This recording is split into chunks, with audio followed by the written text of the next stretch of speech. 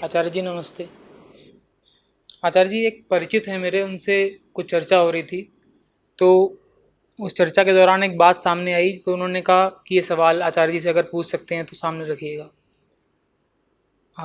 चर्चा वो इस बात पर थी कि वो कह रहे थे कि भारत आज आर्थिक और सामरिक दृष्टि से बहुत मजबूत है। हम विश्व की 5वीं सबसे बड़ी अर्थव्यवस्था और चौथी सबसे बड़ी सेना रखते हैं। तो फिर आप क्यों कहते हैं कि भारत राष्ट्र को आज बहुत खतरा है? थोड़ा समझाएंगे इसमें। नहीं, जो पूछा है उसी में उत्तर बैठा हुआ है ना। सेना देश के पास है, अर्थव्यवस्था देश की बढ़ी हुई है। देश एक राजनीतिक इकाई होता है, देश और राष्ट्र एक नहीं होते। समझ रहे हो? अगर साधारण भाषा में समझो तो राष्ट्र आप हो, इसके लिए आपको एक साझा आधार चाहिए, एक सिद्धांत चाहिए जो आपको आपस में जोड़े हुए है। और देश बना रहे, बचा रहे, इसके लिए आपको सिर्फ राजनीतिक एकता चाहिए। मैं पहले भी कह चुका हूं कि भारत देश का आधार भारत राष्ट्र है, और ये दोनों बहुत अलग अलग हैं। भारत राष्ट्र तब भी था जब भारत देश नहीं था। 1947 से पहले क्या भारत देश वैसी ही राजनीतिक इकाई था जैसा उसे आज देख रहे हो? और पीछे चले जाओ, 1757 से पहले क्या भारत देश राजनीतिक तौर पर वैसा ही था जैसा आज देख रहे हो?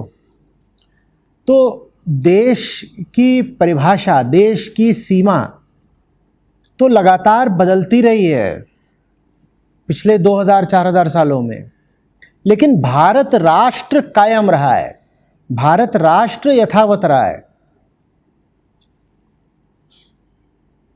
ज़्यादातर लोग आज जो देश की बात करते हैं वो अधिक से अधिक देशवादी हो सकते हैं, राष्ट्रवादी बहुत कम लोग हैं, क्योंकि राष्ट्र का आधार ही कोई नहीं समझता। जब भारत 1000 छोटे छोटे राज्यों और रियासतों में बटा हुआ था राजनीतिक दृष्टि से, तब भी भारत राष्ट्र एक था। समझ रहे हो बात को? क्यों एक था? क्योंकि कुछ ऐसा था जो हम सबको एक सूत्र में पिरोए हुए था, और वो जो हम सबको बांध के रखे हुए है वो है भारत की आध्यात्मिकता। और उस आध्यात्मिकता में भी अगर और साफ साफ कहना है तो वेदांत।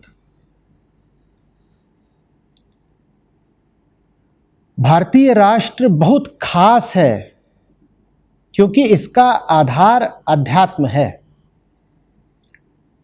ऐसे राष्ट्र और है नहीं दूसरे दुनिया में। ज्यादातर राष्ट्रों का आधार क्या होती है? नस्लीयता, रेस, या धर्म, रिलीजन, या जबान, लैंग्वेज, कुछ भी हो सकता है। क्रीड, रेस, एथनिसिटी, इन सब आधारों पर राष्ट्र बनते हैं और फिर वही राष्ट्र देश बन जाते हैं। और चूंकि वो सब राष्ट्र बनते ही बड़े हिंसक आधारों पर हैं, बड़े विभाजित आधारों पर हैं, इसीलिए उनसे जो देश निकलते हैं वो भी हिंसक होते हैं, और फिर तमाम तरह के विश्व युद्ध होते हैं।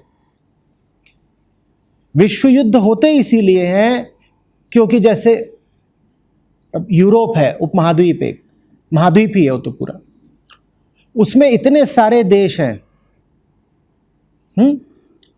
उन देशों के आधार में भी राष्ट्र बैठे हैं, पर वो राष्ट्र इसलिए नहीं है क्योंकि उनको आपस में गूंथने वाली चीज़ कोई बहुत ऊंची चीज़ है, कोई हायर वैल्यू, कोई ऊंचा मूल्य उन्हें राष्ट्र नहीं बना रहा। जर्मन नेशन भी है और फ्रेंच नेशन भी है। मैं कंट्री की नहीं बात कर रहा, मैं नेशन की बात कर रहा हूं।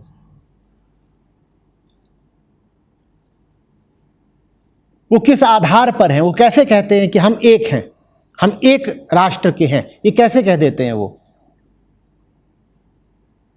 कोई बहुत ऊंचा मूल्य नहीं है, बस यही है कि भाई एक तरह से हम एक कबीले के हैं, हम एक गुट के हैं, हमारी जगह एक है, हमारा खान पान एक है, हमारी बोली एक है, हमारी नस्ल एक है, हमारा खून एक है, तो हम एक हो गए।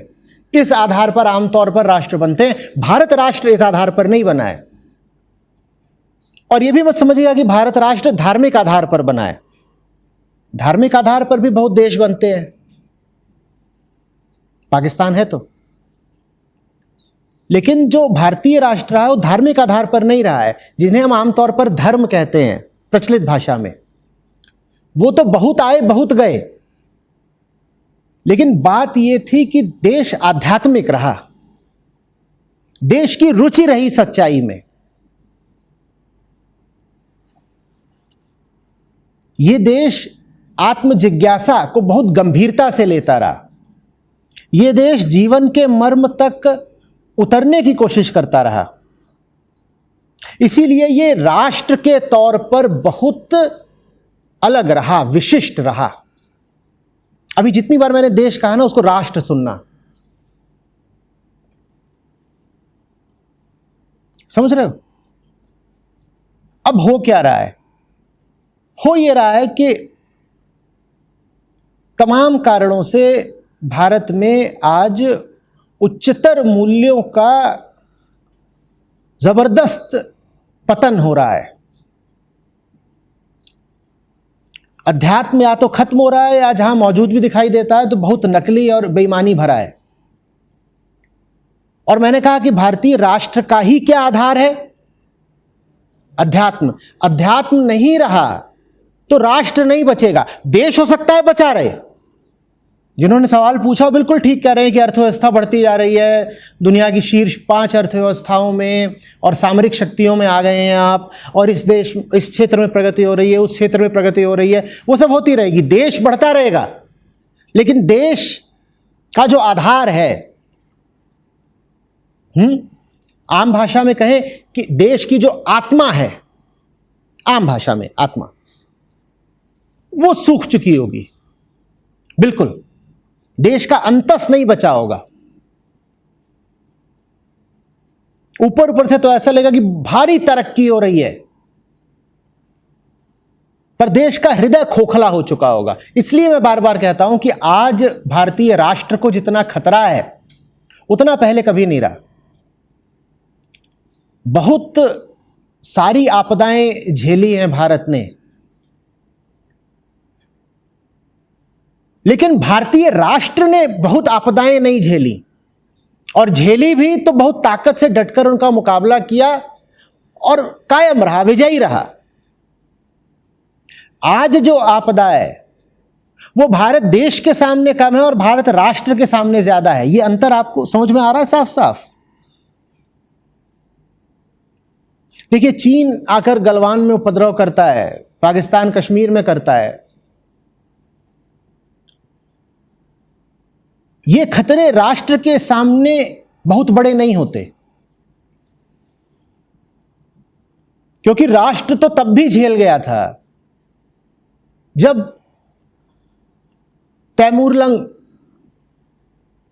सीधे दिल्ली पर घुस आया था। राष्ट्र तो तब भी झेल गया जब तमाम एशियाई और यूरोपियन ताकतों की उसको कई शताब्दियों की दास्तां झेलनी पड़ी। राष्ट्र तब भी सह गया और उसकी हस्ती मिटी नहीं। तो राष्ट्र को खतरा सीमाओं पर नहीं होता। सीमाओं पर किसको खतरा होता है? देश को। राष्ट्र को खतरा भीतर से होता है।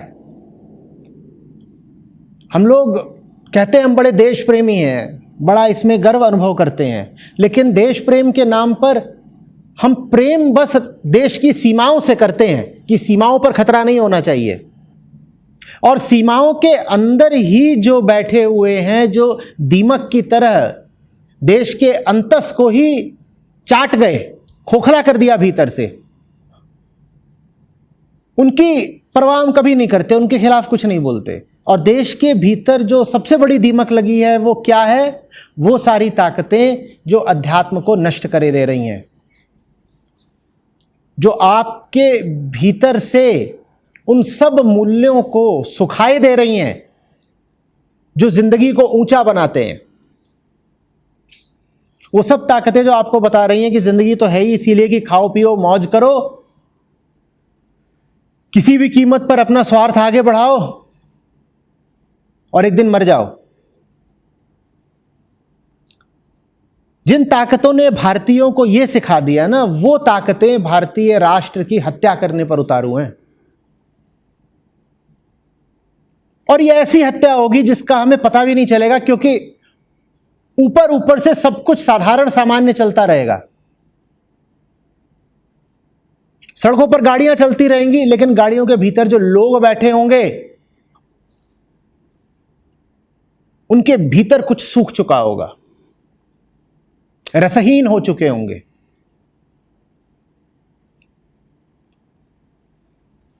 अर्थव्यवस्था खूब बढ़ रही होगी, लेकिन वो अर्थव्यवस्था फिर वैसी ही होगी जैसी दुनिया के किसी भी दूसरे देश की होती है। इतने देश हैं जिनकी अर्थव्यवस्थाएं बहुत बड़ी बड़ी हैं, वैसे ही भारत भी हो जाएगा। भारत की विशिष्टता पूरी तरह नष्ट हो जाएगी।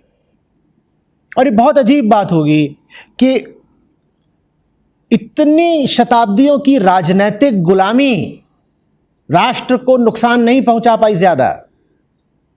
राष्ट्र को सबसे ज्यादा नुकसान तब पहुंच रहा है जब हम राजनैतिक रूप से आजाद हैं। जब हम गुलाम भी थे राजनैतिक रूप से, तो देश गुलाम था। राष्ट्र का वजूद जोरों से धड़क रहा था सीने में, राष्ट्र को कोई खतरा नहीं हो रहा था, देश गुलाम था। आज देश आजाद है और राष्ट्र मरणासन्न है, और किसी के कानों पर जू नहीं रेंग रही, किसी को पता ही नहीं चल रहा, क्योंकि जो मृत्यु हो रही है, जिस हत्या की मैं बात कर रहा हूं, वो सूक्ष्म है, वो दिखाई नहीं देती आंखों से। आंखों से तो यही दिखाई देगा कि अर्थव्यवस्था तरक्की कर रही है, सेना बड़ी हो रही है, नए नए तरीके के बाजार खुल रहे हैं, लोगों के पास पैसा आ रहा है, यही दिखाई देगा, लगेगा बड़ी तरक्की हो रही है, बड़ी तरक्की हो रही है। उस तरक्की के भीतर जो मौत हो रही है अंदरूनी, वो आंखों से दिखाई पड़ेगी नहीं। इसीलिए आज जितना बड़ा खतरा है उतना बड़ा खतरा कभी नहीं रहा। देश प्रेमी आप हो, अच्छी बात है। मैं आपसे कह रहा हूं राष्ट्र प्रेमी बनिए। राष्ट्र प्रेमी, बड़ा अंतर है। देश प्रेमी होने से बहुत ऊंची बात है राष्ट्र प्रेमी होना। खास तौर पे भारत राष्ट्र का प्रेमी होना, क्योंकि भारत राष्ट्र विशेष है, किसी छोटे सिद्धांत पर नहीं खड़ा हुआ है। भारत राष्ट्र, भारत राष्ट्र उस उच्चतम सिद्धांत पर बना है जो आदमी के जीवन को सार्थक बना सकता है, जिसका नाम है आत्म जिज्ञासा, आत्मज्ञान, अध्यात्म, सच्चाई। उसी को आप और नामों से भी बोध कह सकते हैं, प्रेम कह सकते हैं, करुणा कह सकते हैं। ये आधार हैं हमारी राष्ट्रीयता के। इसको बचाइए। देश बचाना यदि जरूरी है तो देश से ज्यादा जरूरी है बचाना राष्ट्र को। राष्ट्र प्रेमी बनिए।